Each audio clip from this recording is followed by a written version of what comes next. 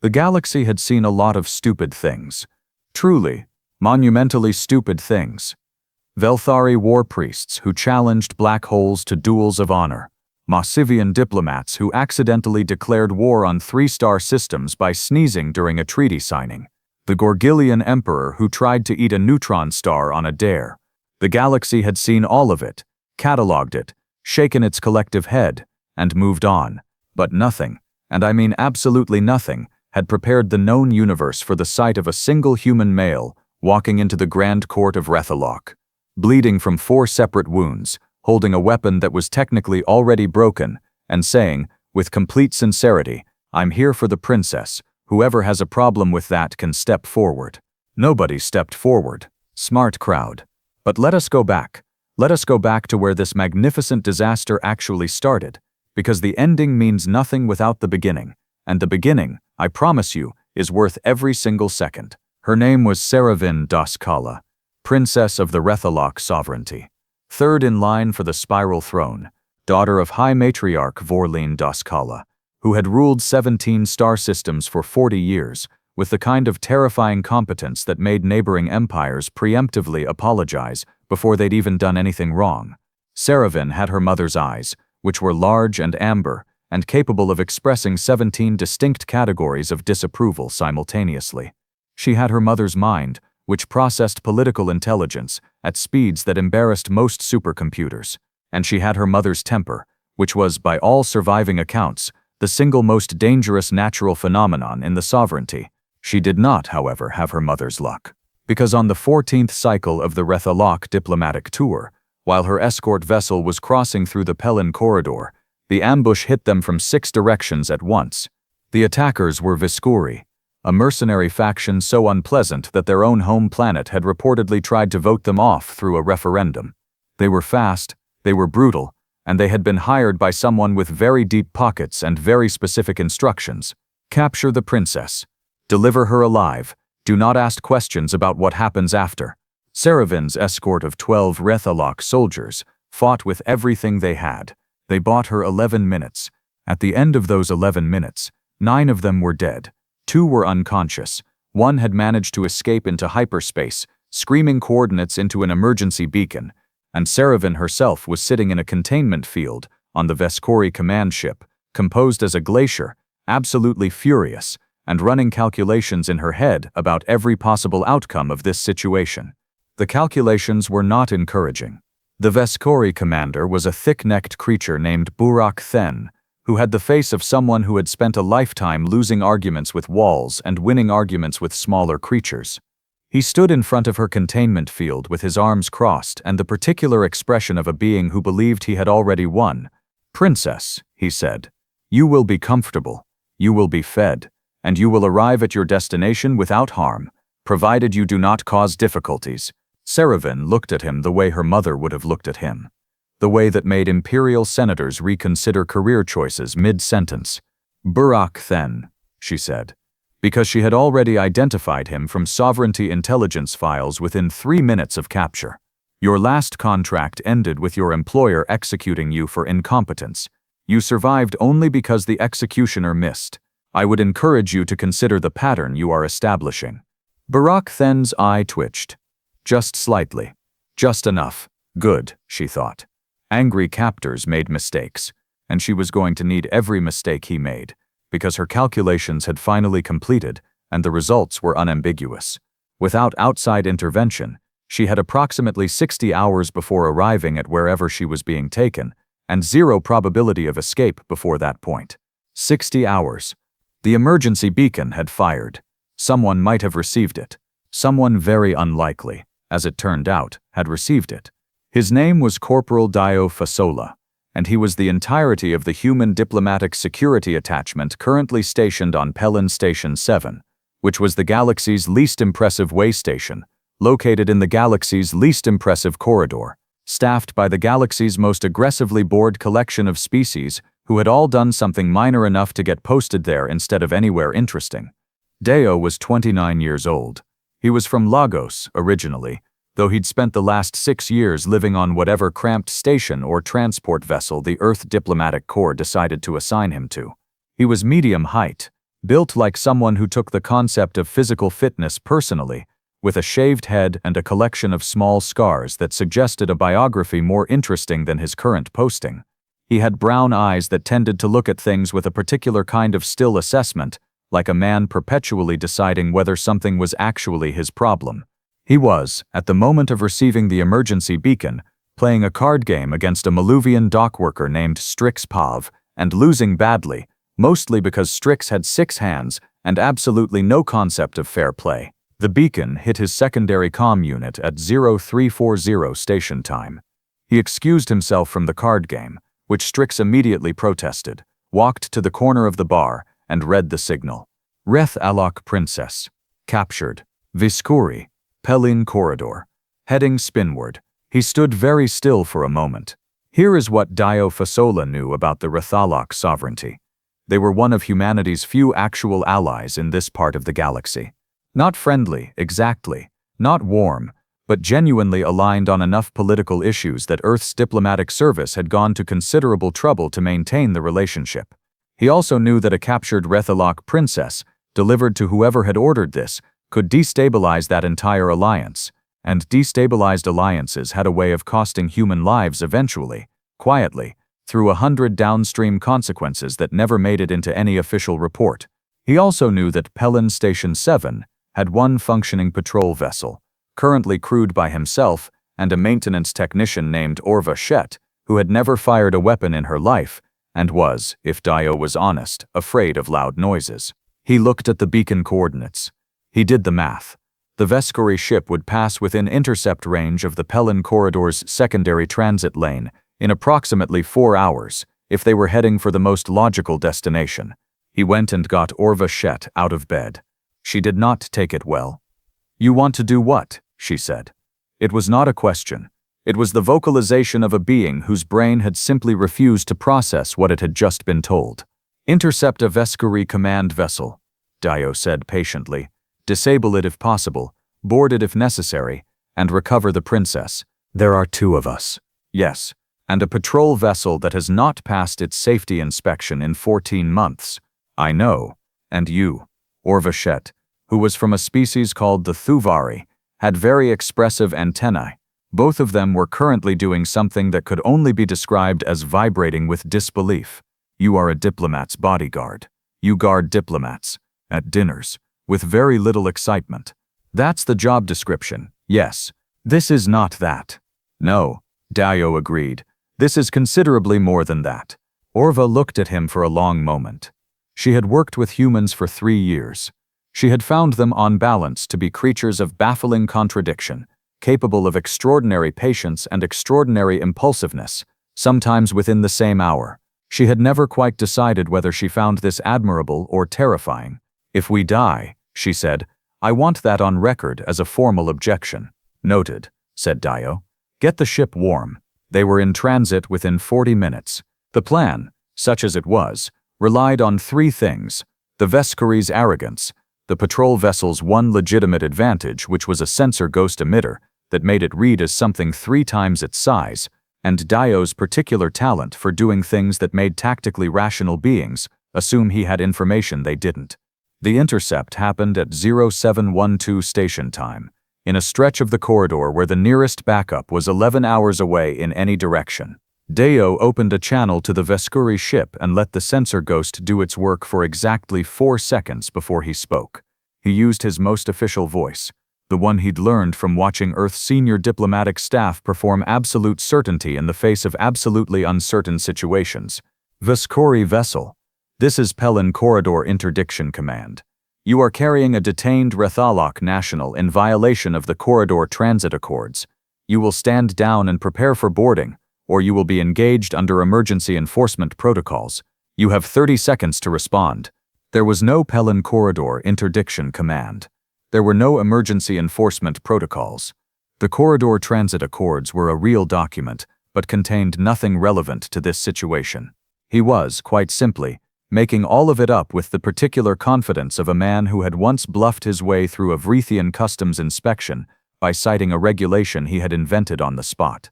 Orva, sitting next to him, had all 4 of her eyes closed. She was, he suspected, either praying or considering her retirement options. The 30 seconds passed. The Veskouri ship did not respond. It also did not fire. It also notably did not flee, which was interesting, which suggested Burak then was doing exactly what Dio hoped he was doing, which was trying to figure out what he was missing, what information this patrol vessel had that he didn't, whether the sensor readings were accurate, whether someone had betrayed the mission. Doubt, Dio had found, was the most reliably exploitable condition in the galaxy. Every species had it, even the ones who pretended otherwise. He opened the channel again. 20 seconds. Inside the Veskouri command ship, in her containment field, Seravin Doskala had heard every word. She had a very good ear, and a very good mind, and she had been listening to Burak Then's officers panic whisper to each other for the past 3 minutes, and she had assembled the following picture. The vessel that had just stopped them was small. Its crew was minimal. Its commander was either spectacularly overconfident or spectacularly bluffing. The sensor readings that were causing so much alarm among her captors were almost certainly artificial. She knew all of this. She also knew that if this tiny vessel with its minimal crew and its bluffing commander had come out here alone, with no backup, with no realistic odds of winning this engagement by force, then it had come for her specifically. Someone had picked up the beacon. Someone had calculated the intercept. Someone had decided that she was worth the risk of this. The thought did something complicated to the calculations she'd been running. Burak then turned to look at her with the expression of a being who had just realized she might know something useful. "Who sent them?" he said. She looked at him with 17 categories of contempt. "Burak then," she said pleasantly. "If I were you, I would be very worried right now." Deo's comm unit chimed. Orva had pulled up the Veskouri ship specifications. 40 personnel, she said quietly. Military-grade hull. 3 weapons arrays currently offline for what looks like routine calibration. She paused. "The containment systems are in Section 7, midship." He looked at her. "I did some reading on Veskouri ship designs," she said, with the antennae of someone who deeply regretted their own competence, "while you were bluffing." "Outstanding," said Dio. "I want a raise." "Absolutely." His 10 seconds expired. He cut the channel, spun the patrol vessel hard to port, and went for the docking collar. The docking collar hit with a sound like a metal giant getting punched in the teeth. Orva Shet grabbed both armrests, all 4 eyes wide, antennae pressed flat against her skull. Deo was already out of his seat, pulling his kit from the compartment behind the pilot's chair. 1 sidearm fully charged, 1 kinetic slug pistol as backup, because energy weapons had opinions about certain hull materials and he preferred not to find out those opinions mid-firefight. A breaching tool, 3 flashbang charges that were technically rated for personal protection use only, and absolutely not for boarding actions. He was going to use them for a boarding action. "Lock the hatch behind me," he told Orva.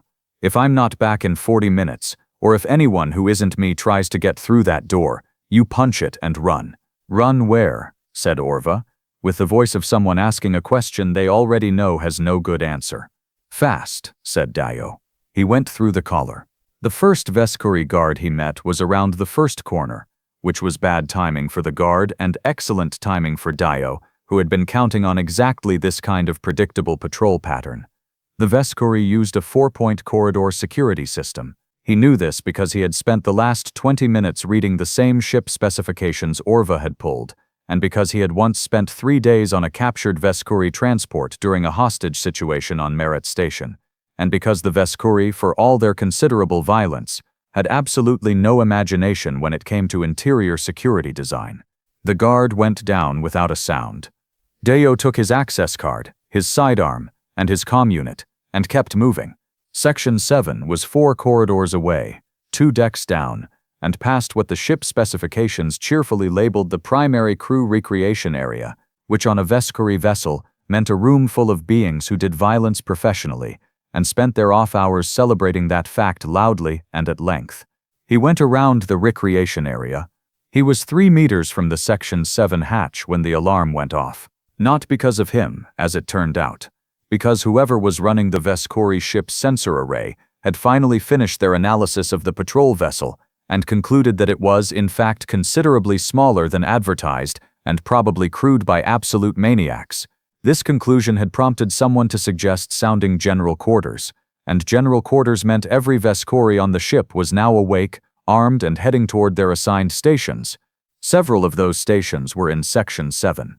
Deo did a rapid calculation of the kind that human beings perform under extreme stress, which is less a mathematical process and more a full-body commitment to a decision that logic has already suggested is terrible. He ran for the hatch. He got there first, barely. The containment field controls were exactly where the specifications said they would be, because the Veskouri truly did have no imagination. He hit the release sequence which he had memorized, which required 6 inputs in the correct order, which he performed while also watching the corridor behind him, which was a skill that required a specific kind of mental flexibility that most species found frankly unsettling in humans. The containment field dropped. Seravin Das Kala stood up. She was taller than he'd expected, even accounting for the standard Reth'Alok frame. She was wearing the remnants of a diplomatic envoy's uniform that had been expensive before the ambush and was now impressively damaged. She had a cut above one amber eye that she had very clearly refused to acknowledge as significant, and she was looking at him with an expression that was doing several things simultaneously, none of which he had time to analyze. "Human," she said. "Corporal Dio Fasola," he said. "Earth Diplomatic Corps. We need to move right now. You came alone. I came with a technician." She looked at him. Both of them were aware that footsteps were coming from at least 2 directions. "That is," she said carefully, "either very brave or very foolish." "Frequently both," said Dio. "Please move." She moved. Here is a thing about Reth'Alok royalty that the diplomatic briefings mentioned but somehow failed to adequately emphasize. They were, underneath the political sophistication and the 17 categories of disapproval and the terrifying maternal lineage, physically formidable, the Reth'Alok had been a warrior civilization before they were an empire, and that history did not vanish simply because you put someone in a diplomatic uniform. Seravin Das Kala had trained since age 7 in the traditional Reth'Alok combat disciplines, which were elegant and efficient and absolutely brutal. This became relevant approximately 30 seconds into their escape attempt, when 2 Veskouri guards came around the corner ahead of them, and Dio had exactly enough time to think about whether to draw before Seravin had already handled both of them with a speed and precision that made the whole thing look almost architectural. 2 moves, 2 guards on the floor. She didn't even break stride. Dio reconsidered several things he had assumed about this situation. "Right," he said. "Left," she corrected, because she had apparently already memorized the ship layout from ambient information gathered during captivity, because she was that kind of person. "The secondary docking collar approach will have fewer personnel. I came in through the primary. Then we are not going back the way you came." They went left. The next 4 minutes were the most kinetically complicated 4 minutes Dio had experienced since Marat Station, and Marat Station had involved a hostage situation, a structural fire, and a Grelbian arms dealer who had taken the loss of his inventory remarkably personally. He took a hit to his left arm in the second corridor, a glancing shot that burned through the jacket and left a stripe of fire across his forearm that he categorized as acceptable, and moved on from. He lost the kinetic pistol somewhere in the third corridor during a close-quarters exchange that ended with a flashbang and a lot of confused Veskouri sitting on the floor and wondering what had just happened to their afternoon. Seravin acquired a weapon from the first guard, who made the mistake of getting close enough for her to take it. She used it with the practiced economy of someone who had been told her whole life that she was a diplomat now, and should perhaps tone down the warrior heritage, and had filed that information appropriately and done whatever she wanted. They hit the secondary docking collar access and found Burak Then waiting for them. He had 8 guards with him. He had a very large personal weapon. He had the expression of a being who had decided that whatever he was being paid, it was not enough, but he was going to finish this anyway, out of pure stubbornness. "Stand down," he said. "Both of you, now." Deo assessed the situation in the way that his instructors had taught him, which was methodically, and in the way that experience had taught him, which was also accounting for every variable his instructors had neglected to mention. 8 guards, corridor width limiting their field of fire. Burak Then himself standing slightly forward of the group, which suggested ego over tactics. The secondary docking collar hatch approximately 9 meters behind the guards, which was 9 meters of very well-armed problem. "Burak Then," said Seravin, from just behind Dio's left shoulder, in a voice like a winter that had decided to become personal. "You should know that my mother has almost certainly already received the alert from the escaped escort vessel. You should also know that my mother's response to receiving that alert will have been immediate and disproportionate, because she has always believed that proportionality is for beings who lack sufficient firepower." Burak Then's eye twitched. "Same eye as before. You should further know," Seravin continued, at the conversational pace of someone who had all the time in the world and was choosing to use it specifically to dismantle your confidence, "that the individual currently standing in front of me boarded your vessel alone, disabled your patrol pattern, breached your containment, and has brought us to within 9 meters of exit, which suggests he is operating with a level of capability that should concern you considerably more than it appears to." Dio appreciated that. He genuinely appreciated that. He filed it alongside the thing with the 2 guards and the architectural combat, and revised his understanding of Reth'Alok diplomatic training significantly upward. Burak then raised his weapon. Dio threw the last flashbang.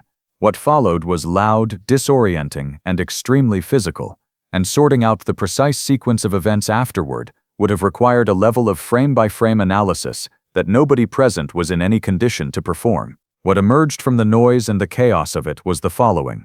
Burak then was on the floor. 3 of his guards were on the floor. The other 5 had made the tactical decision to be somewhere else. Dio had 2 new injuries that he was not going to mention to anyone, and one of them was definitely going to require actual medical attention at some point, but not yet. Seravin had a bruise forming along her jaw that she was also not acknowledging. They went through the hatch.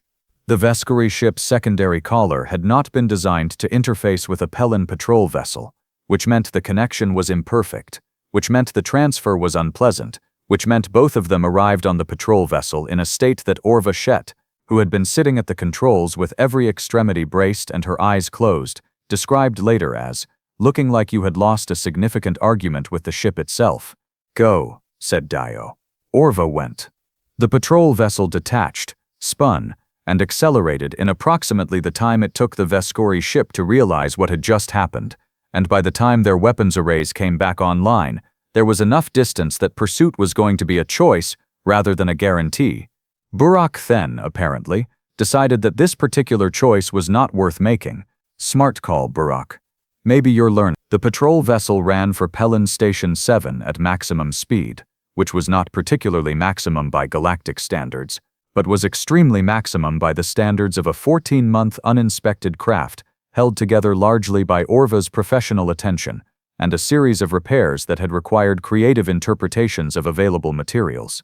Seravin Das Kala sat in the co-pilot's seat and said nothing for 11 minutes. Orva, who had the social awareness of her species, found reasons to be in the engineering section. Dio sat with a medkit across his knees, doing the minimum required maintenance on his arm, and said nothing either. He had learned, across 6 years of diplomatic security work, that the period immediately following a crisis had its own kind of silence that needed to run its course before anything useful could be said. You pushed through that silence at your peril. "Why?" said Seravin finally. He looked at her. "You had no reinforcement," she said. "No authorization, no tactical advantage, and no rational expectation of success." She was looking at the forward viewport, at the stars going past. "So why?" Dio considered the question seriously, because it deserved that. "The alliance matters," he said, "and you matter to the alliance." And those were both true before I knew anything else about the situation. She turned to look at him. The amber eyes did something he couldn't fully categorize, something that existed between the 17 recognized categories of disapproval and something else entirely.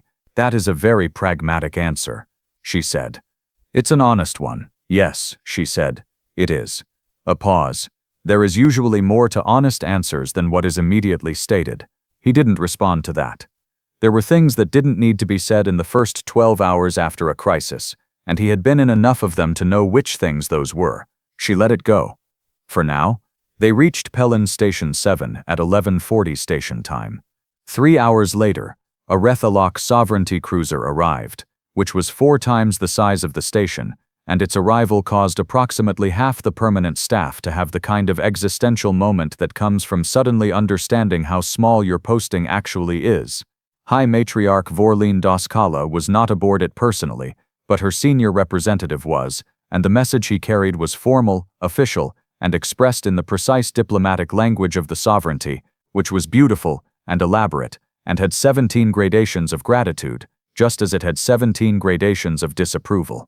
Dio stood in the station's receiving bay in a jacket with a burned sleeve and bandaging on his arm, and heard the formal message delivered in its entirety, all 11 paragraphs of it, and when it was done, the senior representative looked at him with the expression of someone who had been told the specifics of this situation in detail, and had revised his priors about humans accordingly.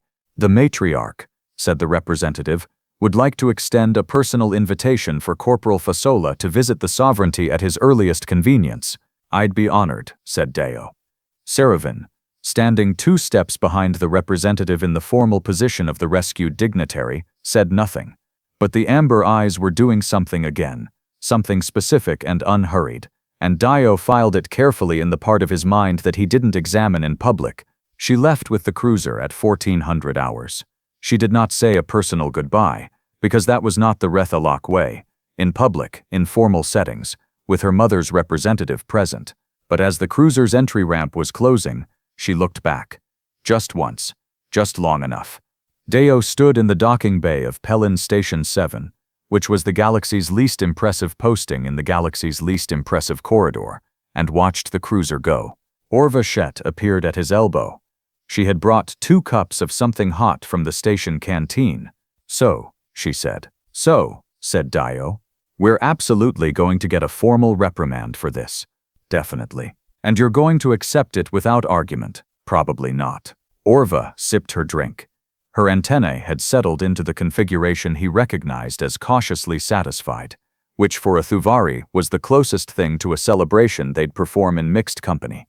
"For what it's worth," she said, "I have now updated my official assessment of humans from baffling to comprehensively baffling." "Progress," said Dio.